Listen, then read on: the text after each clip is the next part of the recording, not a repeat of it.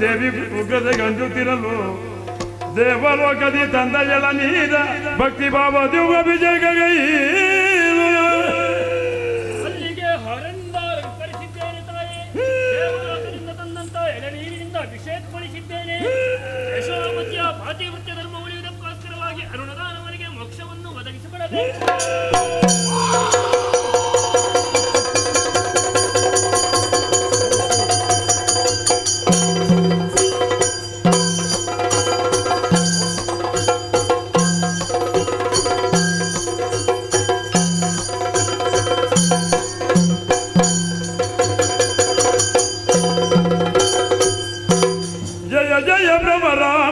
जय जय दुर्गामा जय जय लोकनायकिये जय तु कात्यायिनी जय तु परात्पर जय दिल सलगम्म ताये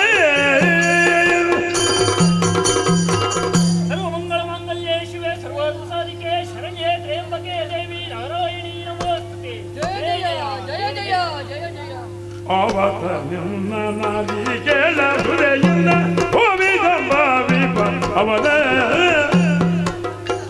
ಅವನ ಮಗದ ಪುಣಮಿಯ ದಿನ ಮೀವನ ದಿನಿಯೋಳಿತವನ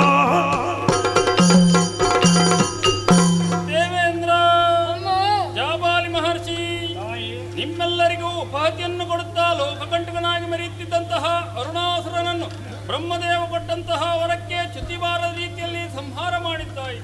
ಇದೇ ಸ್ಥಳದಲ್ಲಿ ನೆಲೆಯಾಗಿ ನಿಲ್ಲುವುದಕ್ಕೆ ಮಾತ್ರ ಸಾಧ್ಯವಿಲ್ಲ. ಕಾರಣ ಇದೆ, ದುರುಳರನ್ನು ಕೊಂದಂತಹ ಸ್ಥಳ ರಕ್ತ ಮಾಂಸಗಳಿಂದ ಕೂಡಿ ಮಾಲಿನ್ಯ ಹೊಂದಿದೆ. ಆದ ಕಾರಣ ಇಲ್ಲಿಗೆ ಪೂರ್ವ ದಿಕ್ಕಿನಲ್ಲಿ ಅಂದು ನಂದಿನಿ ದೇವಿಗೆ ಮಾತು ಕೊಟ್ಟ ಪ್ರಕಾರ ಆ ಆಕೆಯ ಕಟಿಪ್ರದೇಶದಲ್ಲಿ ಲಿಂಗ ರೂಪದಿಂದ ಉದ್ಭವಿಸ್ತೇನೆ.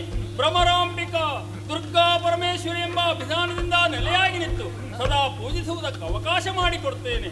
ಅಮ್ಮ ನನಗೇನು ಪುಣ್ಯ ಜಾಬಾಲಿ, ನೀನು ಅರುಣಾಸುರನ ಬಾಧೆಯನ್ನು ಸಹಿಸುವುದಕ್ಕಾಗದೆ ಗುಹೆಯೊಂದರಲ್ಲಿ ಅಡಗಿಕೊಂಡಿದ್ದೆ.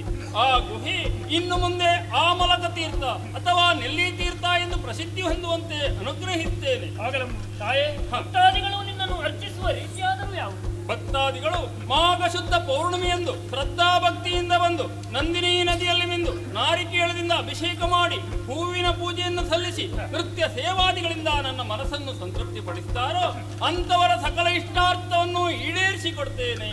ಈ ಸ್ಥಳ ಇನ್ನು ಮುಂದೆ ಕಟೀಲು ಕ್ಷೇತ್ರ ಎಂದು ಪ್ರಸಿದ್ಧಿ ಹೊಂದುವಂತೆ ಅನುಗ್ರಹಿಸುತ್ತೇನೆ. ನೀವೆಲ್ಲರೂ ನಂಬಿಕೊಳ್ಳಿ. ಅಂತರ್ಧಾನಳಾಗ್ತೇನೆ.